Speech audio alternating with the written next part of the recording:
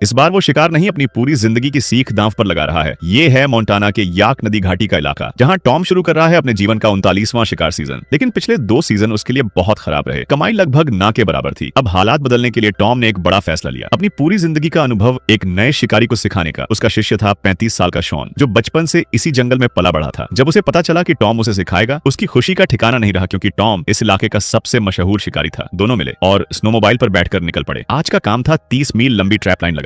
मौके पर पहुंचकर टॉम ने अपने बैग से निकाला खास तरह से तैयार किया गया बीवर का मांस, जिससे बदबू आती थी, लेकिन वही बदबू मार्टिन जैसे जानवरों के लिए जाल बन जाती थी। टॉम ने उस मांस को एक बॉक्स में रखा और उसके मुंह पर जाल सेट किया, फिर उसे लकड़ी के खंभे पर फिक्स कर दिया। जैसे ही जानवर खाने आएगा, जाल ट्रिगर होगा और सब खत्म। लेकिन टॉम यही नहीं रुका। उसने एक हिरण की खाल लटकाई, उस पर खास मछली का तेल डाला और हल्का सा जला दिया। अचानक हवा में फैल गई एक तेज अजीब गंध। ये था टॉम का सीक्रेट फॉर्मूला, जो मीलों दूर तक जानवरों को खींच सकता था। शॉन पूरी लगन से सीख रहा था। अब उसकी बारी थी। शुरुआत में थोड़ा हिचकिचाया, लेकिन फिर उसने हर स्टेप को ध्यान से दोहराया। उसके हाथों में थोड़ी कमी थी, लेकिन उसकी मेहनत और फोकस उसकी काबिलियत दिखा रहे थे। टॉम ये देखकर मुस्कुराया। उसे समझ आ गया उसकी कला अब आगे बढ़ेगी। अगली सुबह टॉम ने शुरू की। दूसरी क्लास टेबल पर रखे थे 2 जमे हुए हिरण के सिर। टॉम ने आरी उठाई और हड्डी को काटना शुरू किया। कड़क आवाज पूरे कमरे में गूंज रही थी। कुछ ही देर में खोपड़ी खुल गई और अंदर से निकला जमा हुआ दिमाग। ये सब क्यों? क्योंकि हिरण के दिमाग में मौजूद तेल चमड़े को मुलायम बनाता है। टॉम ने शॉन को खुद करने को कहा, क्योंकि असली सीख हाथ से काम करने में होती है। अब बारी थी खाल साफ करने की। टॉम ने अपना पुराना औजार उठाया और बेहद सावधानी से बाल हटाने लगा। ये काम आसान नहीं था। जरा सी गलती और खाल खराब। अब शॉन ने कोशिश की। शुरू में सब ठीक था, लेकिन अचानक चाकू फिसला और खाल में कट लग गया। टॉम मुस्कुराया, लेकिन जब दूसरी गलती हुई, उसकी मुस्कान गायब हो गई। क्योंकि ज्यादा नुकसान कम कीमत। फिर टॉम ने खुद संभाला और हर स्टेप समझाते हुए काम पूरा किया। कुछ देर बाद दोनों वापस केबिन में आए। अब दिमाग पिघल चुका था। उसे पानी में मिलाया गया और खाल को उसमें भिगोया गया। फिर उसे बाहर लटकाकर धीरे धीरे निचोड़ा गया। इस काम में बहुत धैर्य चाहिए। अब आखिरी स्टेप था सिलाई और स्मोकिंग। टॉम ने बड़ी सफाई से कटे हुए हिस्से सिल दिए। इतना परफेक्ट कि निशान तक नहीं दिखा। फिर खाल को धुएं में रखा गया। कुछ घंटों बाद उसका रंग बन गया, शहद जैसा चमकदार। अब उसकी कीमत थी $150। लेकिन इस कहानी की असली कीमत पैसे नहीं थी। असली कीमत थी एक गुरु और शिष्य का रिश्ता। एक सिखा रहा था, दूसरा सीख रहा था। और इसी तरह इस जंगल में पुरानी कला और ज्ञान एक पीढ़ी से दूसरी पीढ़ी तक पहुंच रहा था। अगर आप भी ऐसी असली जंगल की कहानियां देखना चाहते हो, तो वीडियो को लाइक करो और जबरदस्त स्टोरी के लिए सब्सक्राइब करना मत भूलना।